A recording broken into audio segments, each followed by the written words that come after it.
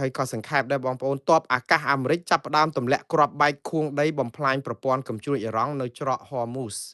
បាទម្សិលមិញនេះគឺអាមេរិកទម្លាក់គ្រាប់បែកដែលមានទម្ងន់200 2តោនជាងបងប្អូនគឺ2267គីឡូវា500ផោនណាគ្រាប់បែកហ្នឹងគឺជាគ្រាប់បែកប្រភេទខួងដីហ៎បងប្អូនគឺខួងចូលទៅរូងដីឲ្យបានផ្ទុះដូចគ្រាប់បែកបរមាណូអញ្ចឹងដើម្បីបំផ្លាញប្រព័ន្ធកំជ្រួចអ៊ីរ៉ង់ដែលលាក់នៅក្រោមដីហើយបាញ់មកលើនាវាដឹកប្រេងនៅច្រក Hormuz ព្រោះអាមេរិកចង់រំដោះច្រក Hormuz ហើយកំទេចកំជ្រួចដែលនៅកាងនៅតំបន់ច្រក Hormuz នេះបើសិនជាអាមេរិកគ្រប់គ្រងបានតម្លៃប្រេងនឹងចុះថោកដោយស្វ័យប្រវត្តិហើយអញ្ចឹងអាមេរិកកំពុងតែសម្រុកទម្លាក់គ្រាប់នៅតំបន់នោះពីលើដែនអាកាសដោយប្រើគ្រាប់ប្រភេទ5000តោនសំទោស5000ផោនដែលស្មើនឹងប្រហែលជា20តោនសំទោស2តោនជាងនេះគឺមួយគ្រាប់ហ្នឹងគឺអាចដល់លានដុល្លារណាបងប្អូនប៉ុន្តែគំតិចប្រព័ន្ធក្រោមដីព្រោះអីតែឃើញកញ្ជ្រួចបាញ់ចេញអ៊ីរ៉ង់នៅមានកញ្ជ្រួចក្រោមដីច្រើនណាស់បងប្អូនព្រោះអ៊ីរ៉ង់សង់កញ្ជ្រួចឬក៏លាក់កញ្ជ្រួចក្រោមដីនេះប្រហែល3សតវត្ស3ទសវត្សហើយបងប្អូនអញ្ចឹងច្រើនប៉ុន្តែសួរថារួចខ្លួននេះឥឡូវប្រព័ន្ធអាកាសប្រព័ន្ធនាវាអ៊ីរ៉ង់ខ្ទេចខ្ទីអស់ហើយនៅតែប្រព័ន្ធកញ្ជ្រួចក្រោមដីនិងដ្រូនទេdrone នេះគឺនឹងរងការវាយប្រហាររបស់ប្រព័ន្ធឡាស៊ែរបស់អាមេរិកដែលគេទើបផលិតហើយបាញ់មកគ្រាប់អស់តែ$3ទេទម្លាក់ drone នឹងបានមិនចាំបាច់ប្រើលានដុល្លារដូចកញ្ជ្រួចផ្លោងអីទេដូច្នេះអាហ្នឹងគឺជារឿងដែលគេទប់ហើយបើសិនជាក្រោមដីហ្នឹងតែបាញ់ចេញមកគឺ GPS របស់អាមេរិកចាប់បានគឺកំតិចខ្ទេចខ្ទីដូច្នេះអ៊ីរ៉ង់គឺនៅចាំតែថ្ងៃលើកទង់ជ័យសដែរទេវាពិបាកអញ្ចឹងដែរនិយាយពីរឿងអ៊ីរ៉ង់នេះគឺមានប្រធានាធិបតីសំទោសនាយករដ្ឋមន្ត្រីអ៊ីស្រាអែលលោកប៊ិនយ៉ាមិននេតាន់យ៉ាហ៊ូបានចេញសារកាលពីម្សិលមិញនេះអបអរសាទរពិធីបុណ្យមួយរបស់អ៊ីរ៉ង់ដែលជាប្រពៃណីគាត់ធ្វើរាល់តែឆ្នាំទេហើយសារនេះធ្វើឲ្យមានការភ្ញាក់ផ្អើលព្រោះលើកទឹកចិត្តប្រជាពលរដ្ឋអ៊ីរ៉ង់ឲ្យក្រោកបះបោរតតាំងជាមួយនឹងរបបផ្ដាច់ការអ៊ីរ៉ង់ហើយបានទទួលការគាំទ្រពីអ៊ីរ៉ង់គាត់គាំទ្រប្រជាពលរដ្ឋអ៊ីរ៉ង់ហើយសារនេះក៏បង្ហាញថាលោកនេតាន់យ៉ាហ៊ូអត់ទាន់ស្លាប់ដោយពាក្យចចាមអារាមទេព្រោះអីគេថាអ៊ីស្រាអែលប្រធានានាយករដ្ឋមន្ត្រីនេះត្រូវបានអ៊ីរ៉ង់បាញ់កញ្ជ្រួចទៅស្លាប់អីអញ្ចឹងទៅសារនេះគឺគាត់បានបញ្ជាក់ប្រាប់តែគាត់នៅរស់ទេអត់មានបញ្ហាទេប្រជាវិធដ្ឋទេនយោបាយព័ត៌មានអីចឹងទៅក្រសួងការបរទេសបានចេញសេចក្តីថ្លែងការណ៍មួយដែលប្រកាសកាលហ្នឹងសេចក្តីថ្លែងការណ៍ហ្នឹងគឺនិយាយអំពីការតវ៉ាចំពោះការរំលោភឈ្លានពានដែនអធិបតេយ្យរបស់កម្ពុជានៅ14ទីតាំង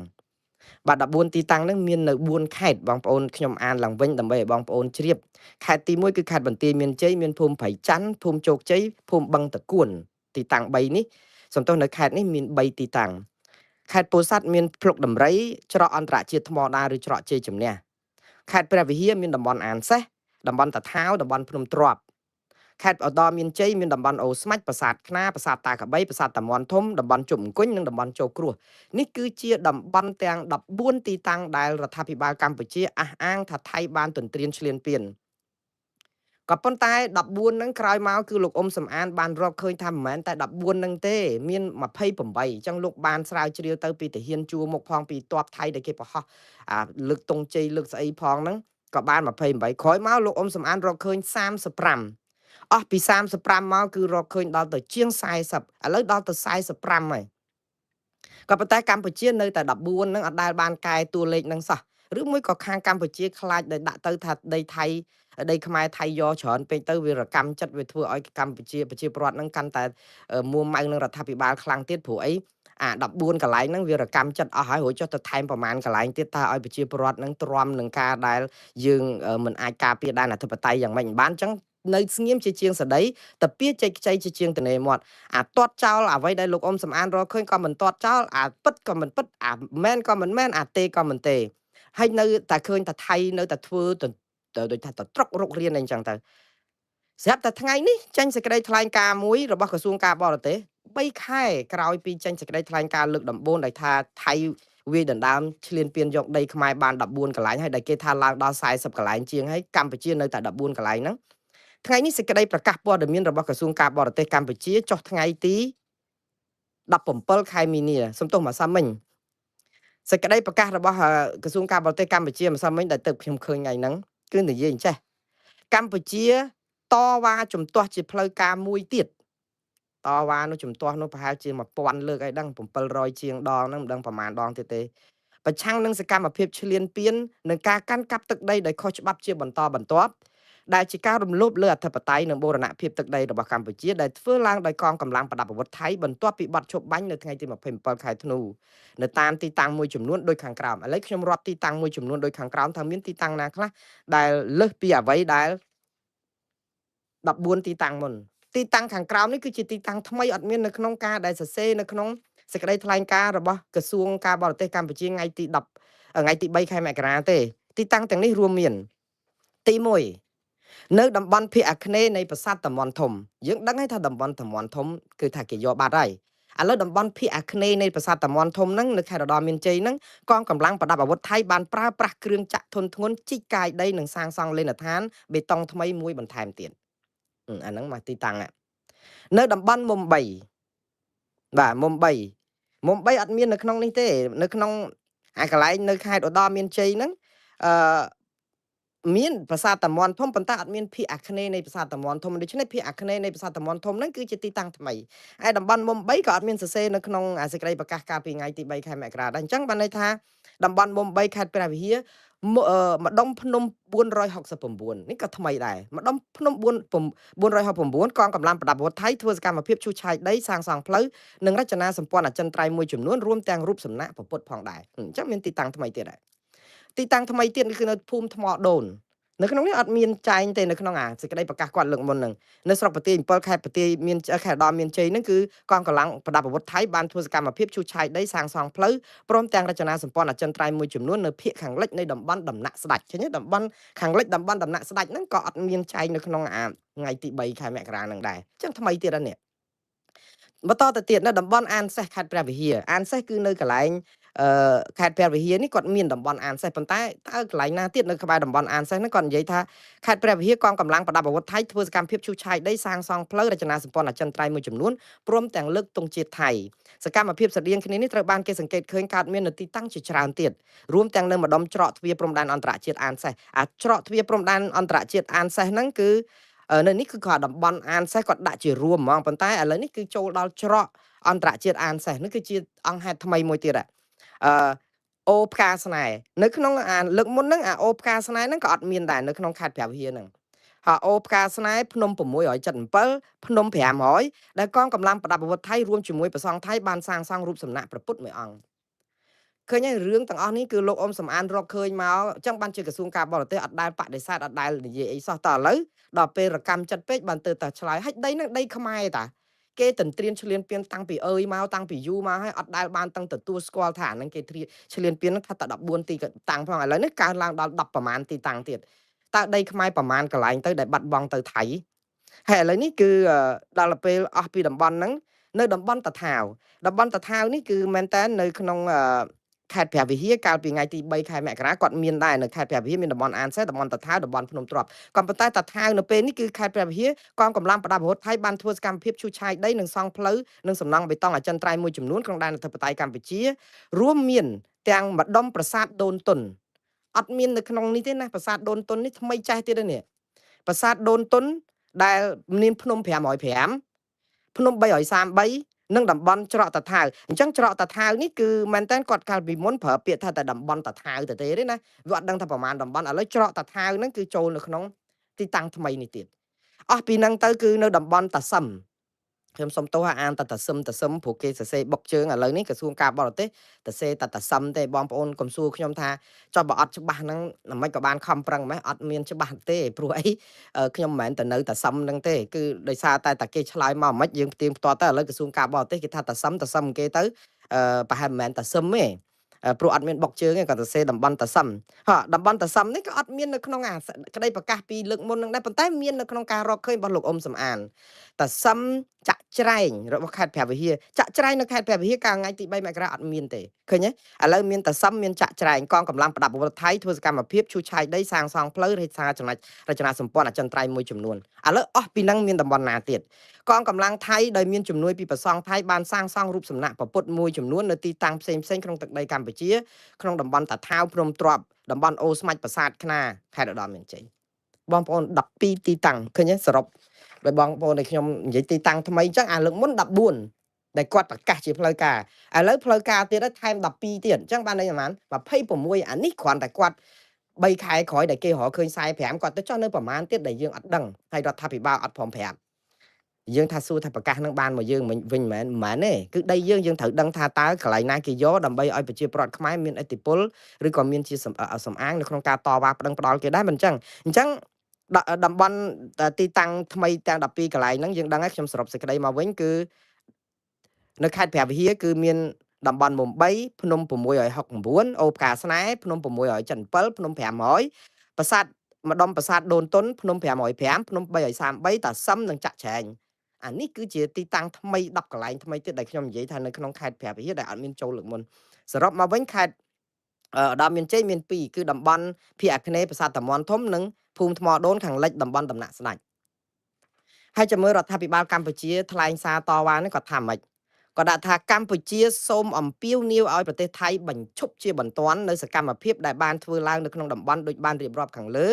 ឬនៅក្នុងតំបន់ផ្សេងទៀតក្រោមកាលៈទេសៈស្រដៀងគ្នាជៀសវាងសកម្មភាពឯកតោភាគីបន្ថែមទៀតក្នុងតំបន់ខាងលើនិងធានានៅការអនុវត្តកិច្ចព្រមព្រៀងនិងការរៀបចំពាក់ព័ន្ធទាំងអស់រវាងប្រទេសទាំងពីរឲ្យបានពេញលេញ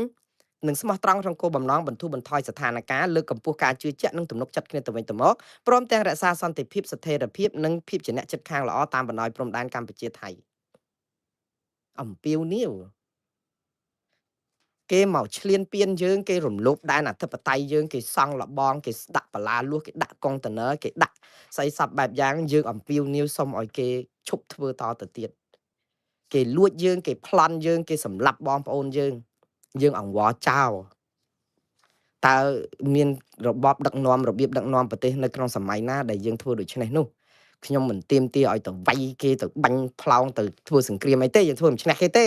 យើងដឹងរឿងហ្នឹងហើយប៉ុន្តែវាមិនមែនបានន័យថាយើងធ្វើមិនឈ្នះគេហើយយើងសុកចិត្តបដ ாய் ឲ្យគេយកបានស្រេចចិត្តហើយយើងនៅតែតវ៉ានៅតែទាមទារនៅតែបដិសេធនៅតែជំទាស់នៅតែជូនដំណឹងនៅតែស្នើសុំអីអញ្ចឹងទេគឺយើងត្រូវដាក់ពាក្យប្តឹងទៅតុលាការយុត្តិធម៌អន្តរជាតិនិងតុលាការព្រហ្មទណ្ឌអន្តរជាតិដែលជាយន្តការតែមួយគត់នៅពេលនេះដែលមិនត្រូវការសង្គ្រាមមិនត្រូវការអីទាំងអស់រដ្ឋាភិបាលអត់ដាក់ប្តឹងធ្វើអីគាត់ចឹងបានថាបើនៅស្រុកអាមេរិកអីវិញនេះ24ម៉ោងនឹងរដ្ឋាភិបាលនេះគឺចុះបាត់ហើយប៉ុន្តែយើងវាអកុសលអញ្ចឹងយើងនាំគ្នាតែចេះតែយំស្រែកអញ្ចឹងគ្រប់តែគ្នាទៅហើយនាំគ្នាបោះឆ្នោតឲ្យគណៈបកកណ្ដាលអំណាចទៀតទៅហើយអង្គុយយំទៀតទៅតាមពិតយើងទាំងអស់គ្នាគួរបន្ទោសខ្លួនឯងណាខ្ញុំនិយាយឲ្យស្មោះត្រង់ខ្ញុំមិនចង់ស្ដីបន្ទោសប្រជាពលរដ្ឋទេព្រោះខ្លួនកាលយើងរងសម្ពាធរងអីវាធ្ងន់ធ្ងរពេកការគម្រាមកំហែងគឺយើងត្រូវស្ដីបន្ទោសខ្លួនឯងកុំសួរថាជាតិនេះអាចធ្វើអីជួយសម្រាប់អស់លោកបានតែសួរខ្លួនឯងវិញតើយើងបានបំពេញករណីយកិច្ចក្នុងនាមជាប្រជាពលរដ្ឋដែលឈឺចាប់នឹងបានគ្រប់គ្នានៅទៅស្ថានីយ៍បោះឆ្នោតគឺត្រូវតែគូសឲ្យគណៈបកមួយដែលខ្លួនគិតថាត្រូវតាទឹកភ្នែកយ៉ាងម៉េចក៏ត្រូវតែអត់មានជំរើសអត់មានបង្ហាញអំពីសម្លេងរបស់ខ្លួនថាខ្ញុំមិនពេញចិត្តទេការបោះឆ្នោតនេះគឺមិនសេរីត្រឹមត្រូវនឹងយុត្តិធម៌គឺខ្ញុំគូសស្លឹកឆ្នោតចោលខ្ញុំមិនទៅបោះឆ្នោតខ្ញុំអីអត់ប៉ុន្តែអាជ្ញាធរគេរកវិធីគម្រាមកំហែងគ្រប់រូបភាពដូចសម័យខ្មែរក្រហមអញ្ចឹងគឺថាតវ៉ាខ្មាំងប្រឆាំងខ្មោចនេះហើយដែលធ្វើឲ្យរបបខ្មែរក្រហមកាន់អំណាច3ឆ្នាំ8ខែ20ថ្ងៃស្លាប់មនុស្សអស់1លាន7សែននាក់ហើយសួរថាពួកគាត់នឹងនៅតែអញ្ចឹងនៅតែរងចាំតែថ្ងៃរស់មួយថ្ងៃចេះតែគិតថារស់បានមួយថ្ងៃទេប៉ុន្តែអត់មានការតវ៉ាអីទាំងអស់គេយកទៅសម្លាប់កូនក្មេងអូសកភ្លើងនៅដីអាយុ12ឆ្នាំបាញ់សម្លាប់ម៉ែឪខ្លួនឯងក៏បាញ់ទៅក៏ដូចថាធ្វើមិនបើយើងនៅក្នុងស្ថានភាពបែបសម័យនេះហើយយើងអាចធ្វើអញ្ចឹងឯងបងប្អូនខ្ញុំអត់ចង់ឲ្យបងប្អូនទៅក្រោកបះបោតវ៉ាទម្លាក់រដ្ឋាភិបាលអីទេហើយដូចខ្ញុំនិយាយអញ្ចឹងគ្រួសារតកូលណាក៏ដោយកាន់ប្រទេសកាន់ទៅតកូលសុកតកូលកម្មតកូលហ៊ុនតកូលទាតកូលរងតកូលសំតកូលសតកូលអីកាន់ទៅអត់បញ្ហាអីទេខ្ញុំគ្រាន់តែឈឺក្បាលទេសំខាន់ថាតើប្រជាពលរដ្ឋអាចបញ្ចេញមតិរបស់ខ្លួនហើយមានសម្លេងអាចស្ដាប់បានអត់តើប្រជាពលរដ្ឋគ្រប់គណៈបកនយោបាយហ្នឹងអាចឈឺចាប់អីអញ្ចឹងរឿងទឹកដីអីអញ្ចឹងអាចនិយាយកើតអត់ឥឡូវនិយាយកើតទេសួរស្រុកខ្មែរណានិយាយបានអត់សោះរឿងគេប្រាប់រឿងគេមិនប្រាប់ស្រាច់គេរឿងគេចង់ធ្វើនយោបាយប្រជាពិធដ្ឋគេចង់ពវៀងព្រឹត្តិការណ៍មិនក៏យើងទៅតែលងតាមគេរហូតរឿងកំពុងតែស្រុកចលាចលបន្តិចមានព្រះអង្គប្រសង់បាក់ផ្លិតណាមកចឹងទៅផ្អើលពេញចឹងទៅវល់ទៅជួនកាលទៅចេញរឿងអីណាតិចទៀតចេញទៀតមានព្រឹត្តិការណ៍អីមួយចឹងទៅយើងនាំគ្នាវល់អស់ពីនេះទៅចេញសង្ក្រានអង្គរឯណាលះហាលលះអីឯណាអូយលះហាលរាប់តោនដូចនៅកំពង់ចាមកំពង់អីហ្នឹងគឺសម្បើមណាស់ពិធីបុណ្យដ៏គួរឲ្យអស្ចារ្យ យ៉ាងហោចណាស់ក៏សម្លាប់លៀសរាប់លានលៀសដែលខ្ញុំមិនថាទេព្រោះលៀសវាជាចំណីរបស់មនុស្សក៏ប៉ុន្តែវាមើលទៅវាដូចជាខុសខើដូចយើងថាពិធីសាសនាពុទ្ធសាសនាប្រពៃណីទំនៀមទម្លាប់ខ្មែរមួយដែលគួរថាជាពិធីលែងសัตว์ណាមិនអញ្ចឹងហ៎ពិធីរំដោះគ្រោះប្រោសសัตว์ទៅយើងនាំគ្នាអបអរសាទរលៀសហាលប៉ុណ្ណេះតោនសម្រាប់លៀសនឹងទៀតទៅជាការពិតបងប្អូនខ្ញុំនិយាយនឹងវាហាក់បីដូចជាលើសតិចដែរព្រោះលៀសនឹងវាជាចំណីរបស់មនុស្សក៏ប៉ុន្តែចំណីរបស់មនុស្សហើយយើងអត់គួរណាតែធ្វើឲ្យវាកកឹកកក្រែងជាងអ្វីដែលជារឿងថ្ងៃធម្មតាទៀតទេព្រោះអាពិធីធំអញ្ចឹងយើងយកលៀសហ្នឹងសិតតែជាលៀសរស់តាដល់ពេលយើងយកមកអ្នកដែលកាន់សាសនាពុទ្ធអ្នកដែលកាន់អីហ្នឹងតើយើងអាចទៅលេបចូលទេតែយើងសម្លាប់សัตว์ក្នុងន័យអញ្ចឹងណាបងប្អូនខ្ញុំម្ដងទៀតខ្ញុំថាវាលើសនឹងត្រង់ថាស្ដាប់ទៅចេះតែរិះគន់ពេកហើយគេដាក់លៀសហ្នឹងដើម្បីឲ្យបងប្អូនសុបាយទទួលទានទៅក្អាយសុបាយវាដូចថាវាអញ្ចឹងព្រឹត្តិការណ៍អញ្ចឹងដែលបងប្អូនប្រជាប្រដ្ឋចេះតែរិះគន់ចេះអីចឹងទៅប៉ុន្តែមិនអីទេធម្មតាទេបងប្អូនបន្តទៅទៀតទៅព្រោះអីគេខំប្រឹងធ្វើដែរតែយើងនឹងរិះគន់ច្រើនរឿងពេកឥឡូវយើងវិលមកពីរឿងតាក់ទងនឹងរឿងប្តឹងយើងអត់ប្តឹងហើយយើងចង់បានអីឥឡូវហ្នឹងខ្ញុំអត់ដឹងទេណាឥឡូវឆ្លេះរឿងហ្នឹងសិនទៅគឺយើងតវ៉ាហ្នឹងសូម្បីតែម្សិលមិញមេធាវីថាគេមករំលោភបំពានដែនអធិបតេយ្យខ្មែរដល់ក្នុងសាលដីកាថៃរំលោភបំពានចូលដល់ប្លង់រឹងទៀតអាសប្តាហ៍ថ្ងៃនេះខ្ញុំនិយាយថាភូមិព្រៃច័ន្ទភូមិជោគជ័យស្អីតំបន់20 30ហ្នឹងថាប្លង់តុនចាស់ខ្ញុំនិយាយនេះបងប្អូនរកម្មចិត្តទេប្លង់តុនមិនប្លង់រឹងត្រូវហើយដោយសារតែគេទាយើងទាបានន័យថាក្នុងន័យហ្នឹងគឺវាប្រទៀងបតុងគ្នាហើយវានៅតុនប៉ុន្តែឥឡូវគេតុនអីគេយកអស់ហើយគេកំពុងតែរៀបចំធ្វើប្លង់រឹងហើយដែលយើងហ្នឹងគឺអត់ស្ញាញ់អញ្ចឹងហើយតែសំខាន់ណាប្លង់រឹងដែលយើងមានស្រាប់នៅអាប៉យប្រាសាទព្រះវិហារហើយតំបន់វត្តកែវសិក្ខាគិរីស្វារៈនេះដែលមានក្នុងដីកាសាលដីការបស់តុលាការ ICJ ទាំងពីរលើកយើងឲ្យថៃយកបានទៀតហើយទៅយើងអត់ព្រមទៅប្តឹងគេទៀតហើយយើងនៅអំពាវនាវយើងនៅតវ៉ាខ្ញុំសូមសរសើរនៅភាពអត់ធ្មត់របស់កម្ពុជានេះគឺជាភាពចម្លែកលើលោកព្រោះដោយសារអីកម្ពុជាអត់ដែលអត់ធ្មត់ជាមួយខ្មែរគ្នាឯងទេងើបមួយវាយមួយគឺវាយដល់ផ្ទះចាប់ចងកាប់សម្លាប់ទៅកបួចទៅដល់ថៃក៏ឲ្យគេយកមកចាប់បានទាំងសាកសពក៏យកមកដែរដូចលោកផនផាណាអីគឺថាធ្វើទុកបុកម្នេញអ្នកទៅដល់ម៉ាឡេក៏ចាប់កបួចគ្នាមកឲ្យមកជាប់គុកនៅស្រុកខ្មែរវិញអីចឹងគឺយើងធ្វើអត់មានដែលពាក្យថាអនុគ្រោះយកយល់អត់អោនបានស្ងប់ស្ងាត់អីចាដែលធ្វើផងហ្នឹងសម្រាប់ខ្មែរគ្នាឯងហេតុអីបានជាយើងធ្វើជាមួយថៃបានហើយរឿងថៃនេះរឿងថៃរំលោភឈ្លានពានដែនអធិបតេយ្យយើងទៀតតើហេតុអីបានជាសភាវៈដែលប្លែកកលាប់ចាក់នេះយើងអាចធ្វើកើតខ្ញុំពងតែឆ្ងល់ហើយជឿថាប្រជាប្រដ្ឋនៅស្រុកខ្មែរគ្មាននរណាមិនដឹងរឿងហ្នឹងទេប៉ុន្តែគាត់អត់ហ៊ាននិយាយអានេះឯងដែលខ្ញុំនិយាយថាសិទ្ធិសម្រេចនៅលើកណ្ដាប់ដៃរបស់បងប្អូនយើងសុកចិត្តសឹមស្ដាប់ចម្រៀងបដិវត្តចឹងទៅឲ្យគេសម្លាប់ហើយដល់ពេលឲ្យមកអង្គុយយំចាំមកថារាល់ថ្ងៃនេះកុំបានបងប្អូនខ្មែរនៅក្រៅប្រទេសទេសិតតែចោតគេរត់ចោលស្រុកកុំបានអ្នករត់ចោលស្រុកហ្នឹងទេសប្ងៃស្រុកខ្មែរហ្នឹងមិនដឹងជាយ៉ាងម៉េចទេនិយាយស្អីក៏តែមិនបានដែរអ្នករត់ចោលស្រុកនេះអត់ដែលភ្លេចស្រុកទេគឺគិតពីស្រុកគ្រប់វិនាទីព្រោះវាជាឈាមខ្មែរឈឺចាប់ហូបបាយមួយពេលហូបនំម្ដុំក៏នឹកឃើញអំពីភាពវេទនាដល់ស្រុកខ្មែរភ្លាមអានេះហើយគឺជាបេះដូងរបស់ខ្មែរនៅក្រៅស្រុកដែលរងការចោទប្រកាន់ថាជាអ្នករត់ចោលស្រុកនោះលុយបេះពីមាត់ពីកយកទៅជួយគ្រប់ជួយលុយនឹងត្រូវបានក្រុមពួកខុសនិកគណៈបកកណ្ដាលអំណាចនឹងរដ្ឋាភិបាលនឹងមកចោទថាទៅបោកប្រាស់ស្អីណាយកលុយនឹងមកចូលស្រោមសបុតស្រោមអីចុះនរោឲ្យអស់លោកឥឡូវនេះចូលដល់ព័ត៌មានទី2ជាដំណឹងល្អមួយដែរសម្រាប់បងប្អូនដែលស្រឡាញ់ប្រជាធិបតេយ្យក៏ប៉ុន្តែជាដំណឹងអកុសលសម្រាប់ក្រុមផ្ដាច់ការទៅវិញទេព្រោះបុគ្គលិក VOA សម្លេងសហរដ្ឋអាមេរិកទាំងអស់ត្រូវបានតុលាការបង្គាប់ឲ្យចូលធ្វើការវិញបាទនេះគឺជាសេចក្តីសម្រេចរបស់តុលាការថ្នាក់ជាតិរបស់អាមេរិកគឺនៅរដ្ឋធានី Washington កាលពីម្សិលមិញថ្ងៃទី17នេះគឺលោកចៅក្រមដែលកាន់ក្តីនេះគឺឈ្មោះលោក Royce Lambert បានបង្គាប់ឲ្យអង្គការមេរបស់វិទ្យុសម្លេងសហរដ្ឋអាមេរិក VOA គឺអង្គការ USAGM ដែលជាទីភ្នាក់ងារបណ្ដាញសារព័ត៌មានគ្រប់គ្រងសារព័ត៌មាននៅអាមេរិកទាំងអស់ដែលជាមេបារបស់វិទ្យុអាស៊ីសេរីផងវិទ្យុសម្លេងសហរដ្ឋអាមេរិកផងវិទ្យុអឺរ៉ុបសេរីផងវិទ្យុ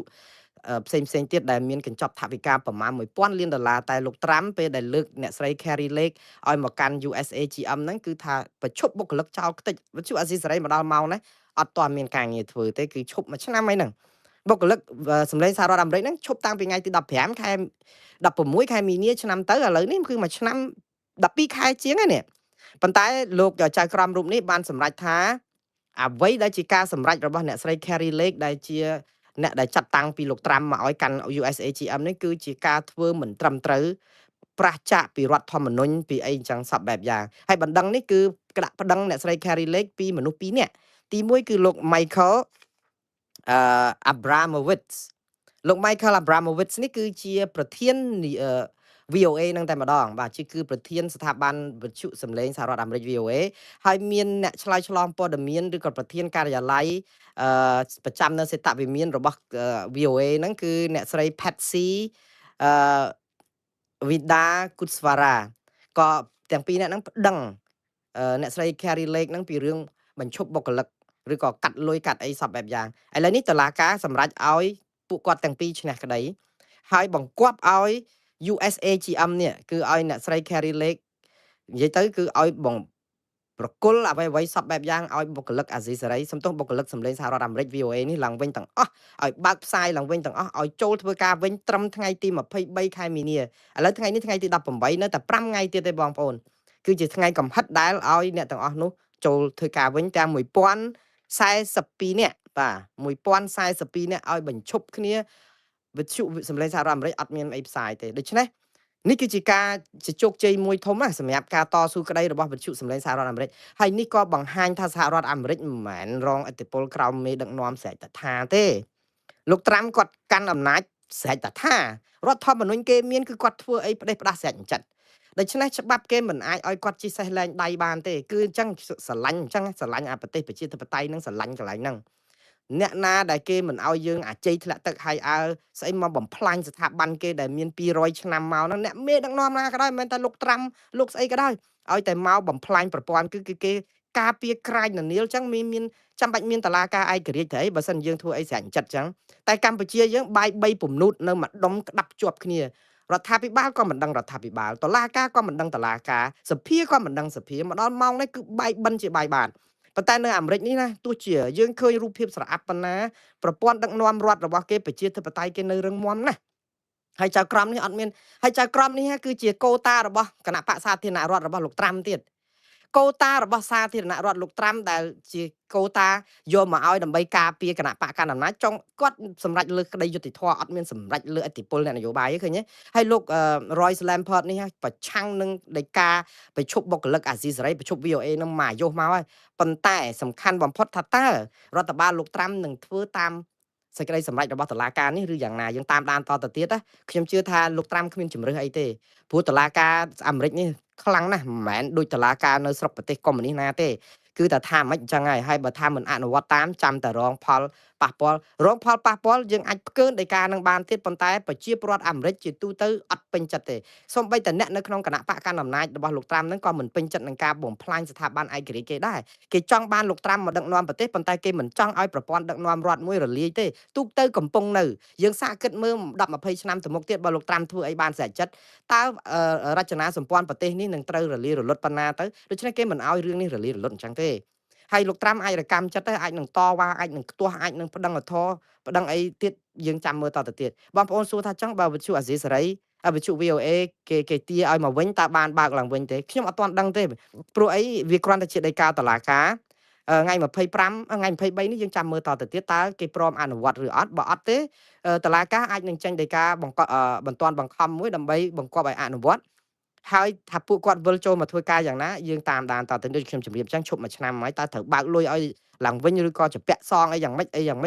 ហើយតើកាយាល័យនឹងកដោស៊ីករាកាត់អីយ៉ាងម៉េចអស់ឲ្យព្រោះបិទយូរឆ្នាំពេកទៅត្រូវការពេលប្រមាណដើម្បីចាប់ផ្ដើមឡើងវិញអានឹងគឺជារឿងយើងតាមដានតទៅវិទ្យុអាស៊ីសេរីជាកញ្ចប់លុយនៅក្នុង USAGM ហ្នឹងគឺតិចណាស់វិទ្យុអាស៊ីសេរីបានត្រឹម50-60លានទេ9ភាសាបានតែ50-60លាននៃកញ្ចប់លុយគេ1000លានដុល្លារហើយវិទ្យុ VOA នេះគឺលុយ200លានដុល្លារជាងដូច្នេះបើអាធំនេះគេទៅជាស្វ័យប្រវត្តិយូរទៅអាស៊ីសេរីក៏នឹងបានតិតអីគេដែរខ្ញុំជឿខ្ញុំមានសុទ្ធិធិនិយមអញ្ចឹងដូច្នេះបើសិនជា VOA បើកវិទ្យុអាស៊ីសេរីក៏នឹងអាចមានថវិកាខ្លះវិញតែបានគ្រប់ភាសាឬយ៉ាងម៉េច យើងនឹងប្របាក់រកម្មរកុសជាមួយនឹងរដ្ឋបាលលោកត្រាំរហូតតផុតអាណត្តិគាត់ហើយមានគណៈបកប្រជាធិបតេយ្យឡើងវិញបានអ្វីវិលមករកភាពប្រក្រតីវិញអញ្ចឹងត្រូវចាំអានឆ្នាំទៀតឆ្នាំ2028បានមានបោះឆ្នោតឡើងវិញដូច្នេះមកដល់ម៉ោងនេះគឺលោកត្រាំគឺគាត់នឹងធ្វើឲ្យអស់ពីលទ្ធភាពមិនឲ្យចាញ់ចិត្តគេទេគាត់នឹងធ្វើយ៉ាងម៉េចដកលុយកាត់លុយអីចឹងបន្តទៅទៀតទៅហើយនឹងឃើញថារឿងនេះគឺវានៅតែរកម្មអញ្ចឹងប៉ុន្តែយ៉ាងណានេះជាដំណឹងល្អដែរបាទឥឡូវអស់ពីរឿងខ្មែរ40កន្លែងជាងខ្មែរមិនហ៊ានទៅប្តឹងទៅតុលាការយុត្តិធម៌អន្តរជាតិនៅតែតវ៉ានៅតែក្បែរលបងហ្នឹងទៅគឺថាវារ៉ាំរ៉ៃវាឈឺចាប់ជនភៀសសឹករបស់កម្ពុជាហ្នឹងគឺរ៉ាំរ៉ៃក្រោមតង់យូរខែឥឡូវក៏បានរដ្ឋាភិបាលធ្វើផ្ទះដំបូលសង្កសីហ្នឹងឲ្យស្នាក់នៅទៅក៏នៅតែយំក្តៅកាហាយរឿងបាត់ដីហ្នឹងហើយយើងនៅតែបន្តទៀមទាតវ៉ាមិនទទួលស្គាល់ថ្កោលទោសអីចឹងថៃនៅតែបំពេញសពបែបយ៉ាងនេះគឺជាការធ្វើទុកបុកម្នេញដល់ប្រទេសកម្ពុជាផ្លូវចិត្តកម្ពុជាយ៉ាងដំណំផ្លូវចិត្តហ្នឹងគឺត្រង់ថាធ្វើឲ្យកម្ពុជាហាក់បីដូចជាមិនមានអីដោះស្រាយបញ្ហាក្រៅពីអង្វរថៃហើយដល់ពេលអញ្ចឹងថៃមិនត្រឹមតែធ្វើអាបញ្ហាផ្លូវចិត្តតាក់ទងនឹងធ្វើឲ្យយើងទៅហ៊ានយើងត្រូវបានពួក MMO ចអុលដេញប្រជាឲ្យដើរចេញពីកុងតឺន័រក្នុងដែនអធិបតេយ្យខ្មែរយើងទៅឈរការ៉េការ៉ាក្បែរអាក្នុងដីរបស់យើងហ្នឹងគេឈរនៅលើទូកុងតឺន័រច្រត់ចកេះច្រែងកភ្លើងគ្រប់ដៃអីមកមើលមកយើងហ្នឹងគឺថាដូចយើងទៀបគេនៅលើភ្នំហ្នឹងគឺថាអតិពលនៅក្នុងការធ្វើនេះគឺជាការមាក់ងាយកម្ពុជាយើងយ៉ាងដំណំតែម្ដងនិយាយទៅគឺខ្ញុំស្រក់ទឹកភ្នែកឲ្យតែឃើញព្រឹត្តិការណ៍បែបហ្នឹងគឺហេតុអីបានជាជាតិសាសន៍មួយនេះត្រូវឲ្យគេមើងងាយយ៉ាងនេះខ្ញុំកំពុងតែមិនយល់ហើយឥឡូវនេះនៅពេលដែលគេមើងងាយប៉ុណ្ណឹងមិនទាន់អស់ចិត្តគេចាប់ផ្ដើមយកអាបញ្ហាពលករចំណាក់ស្រុកហ្នឹងធ្វើជាចំណាប់ខ្មាំងទៀតហើយដំបូងគេពេលដែលឆ្លោះគ្នាដំបូងថៃអត់ដូចថាអត់រករឿងពលករខ្មែរថាឲ្យមកផ្ទះវិញមកអីទេគឺថាមានក្រុមបងធំបងតូចអីនៅថៃនឹងនាំគ្នាធ្វើទុកបុកម្នេញវាយដំពលករខ្មែរយើងទៅធ្វើឲ្យបាក់ស្មារតីទៅគឺដូចថាចង់រត់ចេញមកវិញដែរទាល់តម្រេះអត់ចង់នៅនឹងដោយសារតែខ្លាចសុវត្ថិភាពដឹងតែស្រុកនឹងមានចលាចលសង្គ្រាមប៉ុន្តែហាក់បីដូចជាគិតថានៅថៃមានសុវត្ថិភាពជាងនៅខ្មែរតើតាគេព្រួតគ្នាវាយអីខ្លះចឹងទៅរកម្មចិត្តទៅក៏នាំគ្នាវិច្ចបង្វិចមកទៅហើយក៏លឺសូរអ្នកខ្លះថាបើអត់មកទេគេនឹងដកដីដកធ្លីអីនឹងព័ត៌មានហ្នឹងគឺវល់ពេញហ្នឹងចឹងទៅក៏វិលមកវិញតពេលហ្នឹងថៃក្នុងពេលជាមួយគ្នាអត់ដែលបខំឲ្យពលករខ្មែរចាក់ចេញពីប្រទេសថៃទេគឺថៃបារម្ភខ្លាំងនឹងការអស់ពលកម្មដែរដូច្នេះអត់ហ៊ានអញ្ចឹងស្អំចិត្តទៅតកែរោងចក្រនឹងខំប្រឹងថែមលុយថែមអីឬក៏ជួយសម្របសម្រួលបានការងារនឹងឲ្យនៅបន្តធ្វើការអីបានអីចឹងទៀតទៅព្រោះអីតាបាត់កម្មករពលករខ្មែរតើវិស័យទេសចរវិស័យកសិកម្មឧស្សាហកម្មមួយចំនួនដែលត្រូវការកម្លាំងពលកម្មសុទ្ធសាធដែលមិនចាំបាច់ជំនាញអីច្រើនកម្មករត្រូវកាប់អំពៅកាប់អីហ្នឹងមានអ្នកណាថៃគេអត់ធ្វើទេគេទៅធ្វើការងារប្រាក់ខែច្រើនអស់ហើយគេឲ្យយើងទៅធ្វើតែការងារណាដែលប្រឡាក់ប្រឡោះដែលការងារដែលប្រើកម្លាំងបាយសុទ្ធសាធអីអញ្ចឹងអាហ្នឹងយើងតែក៏នៅតែបានប្រាក់ច្រើនគួរសមចិញ្ចឹមជីវភាពដែលជាការងារធ្វើមិនមែនធ្វើចោលគឺការងារអីក៏ដោយក៏ថ្លៃថ្នូរដែរគាត់ថាគេមើងងាយយើងត្រង់ថាគេឲ្យការងារកប៉ិចកប៉ុកពិបាកអីអញ្ចឹងដែលពួកគេឈប់ធ្វើអស់ទៅគេឲ្យយើងធ្វើទៅដើម្បីគេធ្វើការងារបានប្រាក់ខែជាងយើងប៉ុណ្ណឹងក៏នៅតែគេស្អំចិត្តយើងមកកណោដែរប៉ុន្តែចុងក្រោយគេលែងចាប់ផ្ដើមស្អំចិត្តការដែលថៃលែងស្អំចិត្តខ្មែរហ្នឹងគឺនៅពេលដែលកុំនិយាយរឿងឈ្លានពានយើងឈឺចាប់នឹងថៃឈ្លានពានហ្នឹងវាអស់ចិត្តដែរប៉ុន្តែនៅពេលដែលយើងចាប់ផ្ដើមដូចថាឌឺដងទៅគេរឿងព្រំដែនហ្នឹងបើបិទ500ឆ្នាំក៏បានអីក៏បានមិនខ្វះអីហូបឬក៏មិនខ្ចីដង្ហើមថៃដកអីវាធ្វើឲ្យខាងនយោបាយថៃហ្នឹងគេចង់ឌឺមកយើងដែរហ្នឹងគឺគេចាប់ផ្ដើមធ្វើទុកបុកម្នេញពលករយើងយ៉ាងខ្លាំងគឺការដែលមិនផ្ដាល់បានការងារបន្តនឹងឯងហើយការមិនផ្ដាល់បានការងារហ្នឹងគឺធ្វើតាំងមុនបោះឆ្នោតម៉េះព្រោះលោកអនុទិនច័ន្ទវរៈគុលគឺចង់យកឈ្នះគណៈបកនយោបាយផ្សេងមានរឿងពីរគឺរឿងព្រំដែនវ័យសន្ធាប់ដើម្បីដណ្ដើមដីពីខ្មែរឲ្យបានទី1ទី2គឺធ្វើឲ្យ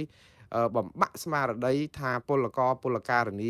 ខ្មែរចំណាក់ស្រុកនៅថៃហ្នឹងគឺជាបន្ទុករបស់ថៃទៅវិញបញ្ហាសន្តិសុខសង្គមបញ្ហាអីព្រោះអីថៃឥឡូវបារម្ភថៃភ័យខ្លាចពលករពលការនីខ្មែរនឹងអាចនាំគ្នាធ្វើជាគិញសម្ងាត់ជាអីបង្កឲ្យមានបញ្ហាអសន្តិសុខព្រោះអីលួចដីគេប្លន់ដីគេភ័យខ្លាចមានពលរដ្ឋគេនៅនឹងហើយពលករខ្មែរដែលទៅធ្វើការចំណាក់ស្រុកនៅថៃគ្នាស្លូតណាសុំតែមកសុកសុំតែមករស់ទៅដែលធ្វើជាចារកិច្ចចារកម្មអីណាមិនដែលលឺអញ្ចឹងទេប៉ុន្តែមនុស្សយើងនៅពេលដែលភ ភ័យនៅក្នុងការដែលប្រព្រឹត្តអំពើផ្ដេសផ្ដាសភ័យខ្លួនតែអញ្ចឹងចេះតែផ្អើលនឹងស្រមោលរបស់ខ្លួនអាហ្នឹងគឺជាទម្លាប់ធម្មជាតិរបស់មនុស្សដែលលួចគេដែលប្លន់គេបំពានគេហើយខ្លាចម្ចាស់ទ្រព្យកិត្តិយសវិញតែប៉ុណ្្នឹងឯងអញ្ចឹងទៅដល់ពេលអត់ឲ្យបានការងារនេះដំបូងតែមួយសែននេះឯងឥឡូវនេះឡើងដល់ចិត្ត2សែននេះនេះបើតាមអ្វីដែលជាការលើកឡើងរបស់ប្រធានកម្មវិធីប្រឆាំងការជួញដូរមនុស្សនិងទេសន្តប្រវេសនៃអង្គការសង្ត្រាល់គឺលោកឌីថេហូយ៉ាលោកឌីថេហូយ៉ាគាត់សរសេរនៅលើបណ្ដាញសង្គម Facebook របស់លោកថាពលករខ្មែរចំណាក់ស្រុកនៅថៃនឹងប្រមាណជិត2សែននាក់នឹងអស់អាសុពលភាពបានអនុញ្ញាតឲ្យធ្វើការត្រឹមថ្ងៃ31ហ្នឹងហើយលោកបានពមៀនទៀតថាបើមានជនណាធានាបន្តឯកសារ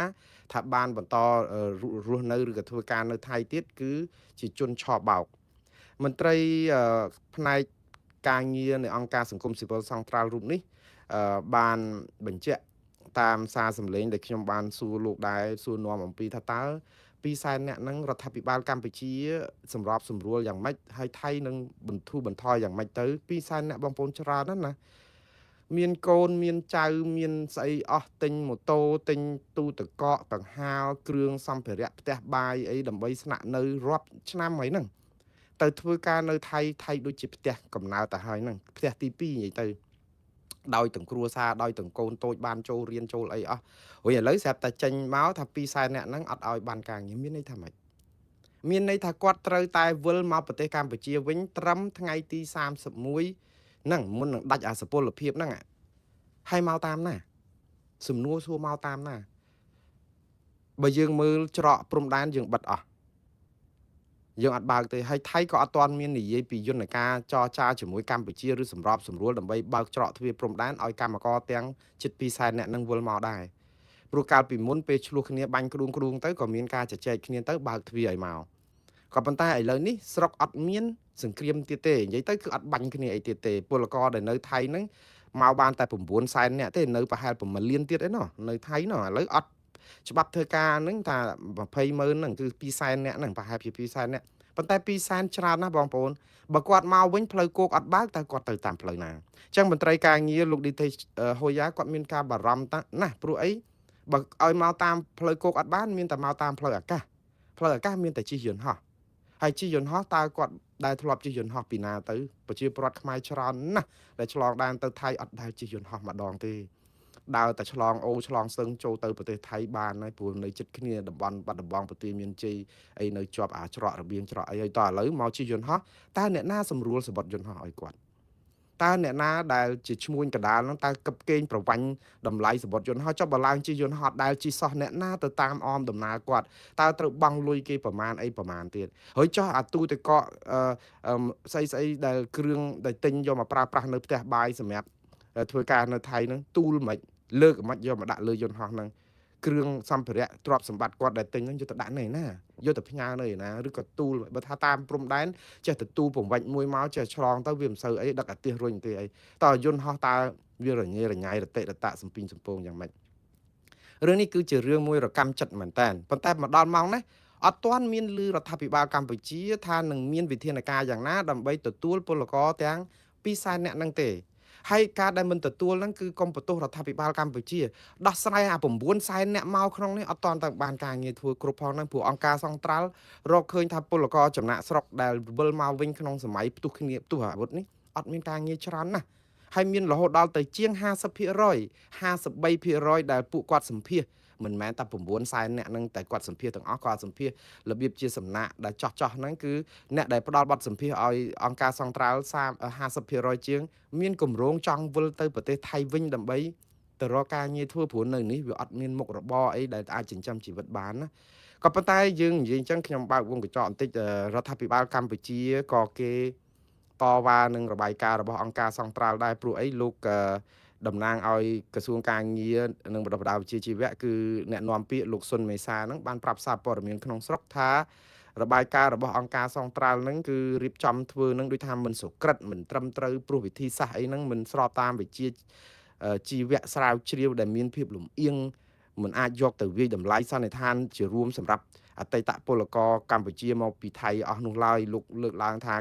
ដ្ឋាភិបាលប្រឹងប្រែងណាស់រកការងារឲ្យធ្វើអីមកដល់ពេលនេះគាត់ទៅលើកថាអង្គការវិទ្យាស្ថាន CDRI ឆ្នាំ2026នោះគេក៏បានបញ្ចេញរបាយការណ៍ស្រាវជ្រាវថាពលករដែលចំណាក់ស្រុកពីថៃវិលមកខ្មែរវិញនឹងមានជាង60,000នាក់ឯណោះដែលមានការងារធ្វើដែលផ្ទុយពីអង្គការសង្ត្រាល់ថាអ្នកអត់ការងារធ្វើនៅច្រើនហើយជួយបានតែ 30% អីអញ្ចឹងនេះគឺជាតួលេខដែលរដ្ឋាភិបាលគេជំទាស់មកខាងអង្គការសង្ត្រាល់ដែរគេថារកការងារឲ្យធ្វើបានជាង60,000បងប្អូនឥឡូវបើសិនជាដូចលោកមេសាមានប្រសាសន៍ហ្នឹងយើងថាបើរកការងារឲ្យពលករ9សែននាក់ធ្វើបានជាង60,000ណាវាមើលទៅតួលេខហ្នឹងគឺ6សែននាក់ច្រើនណាចុះ3សែននាក់ទៀតនៅណាអត់ការងារធ្វើដដែលចុះអ្វីដែលក្រសួងការងារដែលអួតថាកម្ពុជាជាប្រទេសដែលអ្នកមានការងារអត់មានការងារត្រឹមជាង 0% នោះចុះការងារនឹងនៅណាដែល30,000នាក់ទៀតរកឲ្យអត់បានណាឧទាហរណ៍ថាបើត្រូវតាមអ្វីដែលជាការអះអាងរបស់លោកមេសាទៅចុះហើយឲ្យថាសង្ត្រាល់ហ្នឹងក៏ធ្វើរបាយការណ៍ហ្នឹងថាខុសទៅចុះតើ30,000នាក់3សែននាក់អត់ការងារធ្វើមក9សែនអត់3សែនឧទាហរណ៍បើតាមរបាយការណ៍ដែលថាត្រូវចុះចឹង3សែននាក់អត់ការងារធ្វើតែគ្នាទៅឯណាจะពាក់លុយធនាគារផងប៉ុន្តែអង្គការសង្ត្រាល់គឺជាអង្គការឯករាជ្យដូច្នេះយើងទៅជឿលើរដ្ឋាភិបាលឬក៏ជឿលើអង្គការឯករាជ្យព្រោះរដ្ឋាភិបាលមកអាយុហើយអង្គការណារកឃើញស្អីក៏ដោយសុទ្ធតែភូតផគ្រប់ត្របកប្រឆាំងលំអៀងគ្មានវិជាជីវៈជាអ្នកដែលស៊ីឈ្នួលជាអ្នកមកវិសមកាលនៅស្រុកខ្មែរអង្គការ UN អីក៏ដោយលោកស្អីក៏ដោយមើលទៅ Just Guy លោកសូរិយាស៊ូប៊ីឌីអ្នកស្រីរ៉ូណាស្មីតលោកណាត់តាវិធិតមន្តភ័ណ្ឌថាស្អីទាំងអស់ហ្នឹងអ្នកដែលរាយការណ៍ពិសេសអង្គការសហជាតិរបាយការណ៍ Human Rights Watch អង្គការឃ្លាំមើលសិទ្ធិមនុស្សអន្តរជាតិអង្គការណាក៏ដោយរកឃើញអីក៏ដោយពីបញ្ហាអសកម្មនៅកម្ពុជាគឺជាការខុសវិជ្ជាជីវៈទាំងអស់ព្រោះតែមានតែរដ្ឋាភិបាលកម្ពុជាទេដែលធ្វើត្រូវរកត្រូវតាមវិជ្ជាជីវៈដូច្នេះយើងមិនដឹងជឿណាប៉ុន្តែខ្ញុំចង់ជឿលើអង្គការសង្គមស៊ីវិលចោះពួកគាត់ធ្វើការដើម្បីប្រយោជន៍កម្មករដើម្បីប្រយោជន៍សុខទុក្ខកម្មករតែរដ្ឋាភិបាលធ្វើការដើម្បីបិទបាំងទង្វើអសកម្មរបស់ខ្លួននិយាយការពារជាងនិយាយការពិតដោះសារជាងនិយាយដោះស្រាយដូច្នេះអាពាក្យដោះសារជាងដោះស្រាយនិយាយការពារជាងនិយាយការពិតហ្នឹងគឺវាយូរពេកដូច្នេះប្រជាពលរដ្ឋលែងជឿរដ្ឋាភិបាលដែរតែខ្ញុំឃើញរដ្ឋាភិបាលក៏ប្រឹងដែរមិនមែនអត់សោះឲ្យឃើញប្រឹងណាស់ឲ្យលេខទូរស័ព្ទរកការងារធ្វើតាមគ្រប់ជាប់រហ័សឲ្យរហូតដល់លោកហេងសួរដែលជារដ្ឋមន្ត្រីក្រសួងការងារមួយរយៈពេលចុងក្រោយនេះលើកទឹកចិត្តឲ្យពលករនាំគ្នារៀនធ្វើសំណង់រៀបឥដ្ឋអីវិញបើយើងចង់បានអីទៀតបានមន្ត្រីក្រសួងការងារយកចិត្តទុកដាក់យើងចាំបាច់ទៅរៀនជំនាញចំណេះអីវែងឆ្ងាយថ្នាក់បរិញ្ញាបត្រស្អីបើជិះផុតពីរៀបឥដ្ឋផងអញ្ចឹងនាំគ្នារៀបឥដ្ឋទៅវាបានលុយដោះស្រាយជីវភាពមួយគ្រាអានេះគេហៅថារបៀបដោះទាល់គឺកង្កកំប៉ុងនៅពេលដែលយើងឲ្យប្រជាពលរដ្ឋទៅរៀនរៀបឥដ្ឋបានន័យថាយើងឲ្យព្រឹកទិញកង្កមកកំប៉ុងថ្ងៃត្រង់ដាំបាយទិញកមកកំប៉ុងទៀតដល់ពេលល្ងាចដាំបាយកមកកំប៉ុងទៀតអញ្ចឹងគេហៅថាយុទ្ធសាស្ត្រកកំប៉ុងព្រោះអីការដែលចង់ឲ្យប្រជាពលរដ្ឋមានវិជ្ជាជីវៈជំនាញច្បាស់លាស់គឺតើតែរៀននៅថ្នាក់មហាវិទ្យាល័យសាកលវិទ្យាល័យហើយចេញមករកការងារប្រាក់ខែឲ្យបានធ្វើឲ្យកម្រិតប្រាក់ខែទៀតមិនមែនអ្នកបាន Bachelor មកប្រាក់ខែ150ទេវាអត់អាចធ្វើអញ្ចឹងកើតទេអញ្ចឹងតម្លៃសញ្ញាបត្រហ្នឹងវាមានន័យអីទៅព្រោះរោងចក្រគេបាន$204ដែរអត់ចាំបាច់រៀនសូត្រអីផងហ្នឹងរួចទៅដល់ពេលរៀន Bachelor អស់អស់กระดาษអស់សភៅចំណាយពេលវេលាមកអត់មានកំណត់យើងកំណត់មើលចេញច្បាប់មួយមើលយើងកុំទៅថាទៅមើលថៃនឹងថាទៅរៀនសូត្រតាមគេតែអាណាល្អយើងមើលគេផងទៅនៅថៃអ្នកមាន Bachelor ថ្នាក់បរិញ្ញាបត្រទៅធ្វើការកន្លែងណាក៏ដោយច្បាប់តម្រូវថាមិនត្រូវបង់លុយក្រោម$500អីចឹងទៅប្រាក់ខែមិនក្រោម$550អីចឹងទៅយើងកំណត់ឲ្យអ្នកដែលមាន Bachelor ហ្នឹងឲ្យមានតម្លៃឲ្យកម្រិតសញ្ញាបត្រហ្នឹងមានតម្លៃ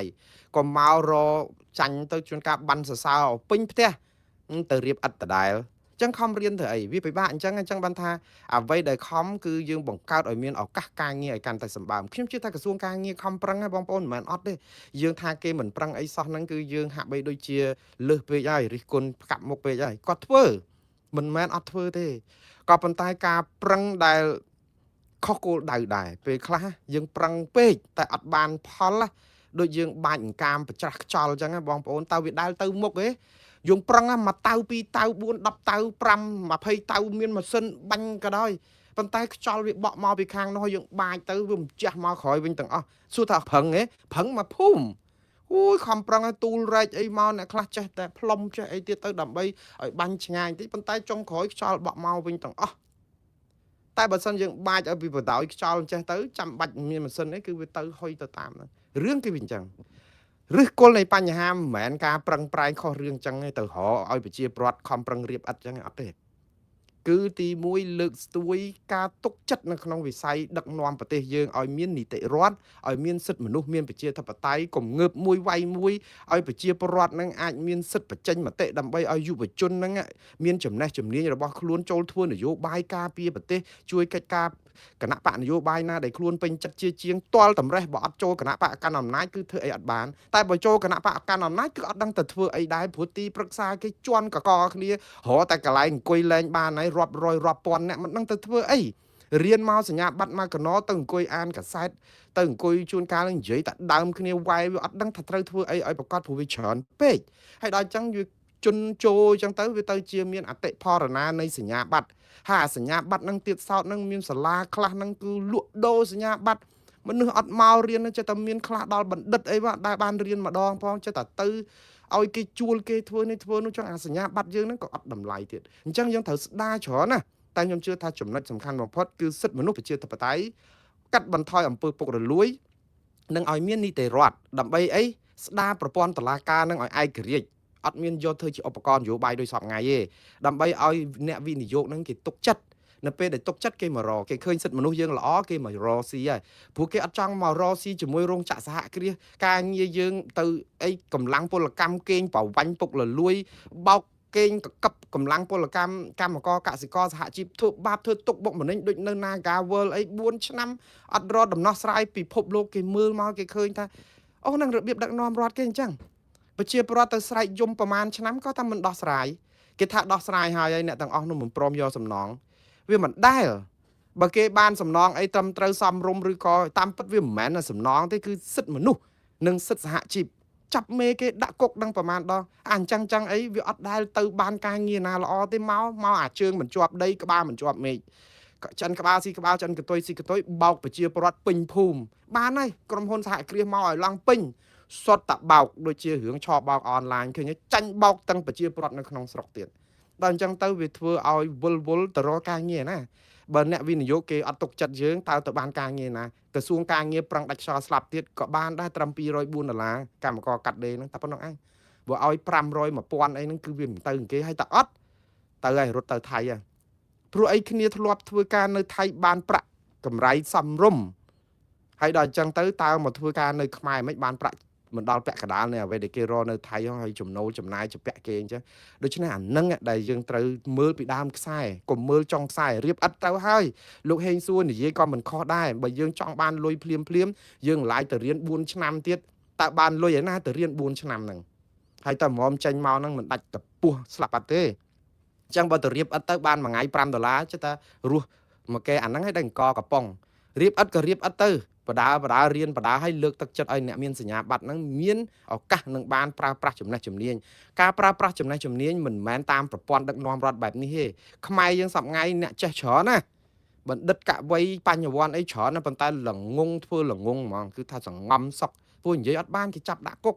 និយាយត្រូវអត់បានអញ្ចឹងឲ្យអាជ័យធ្លាក់ទឹកគំនិតបណ្ឌិតនិយាយអាជ័យធ្លាក់ទឹកឲ្យទៅយកបានផល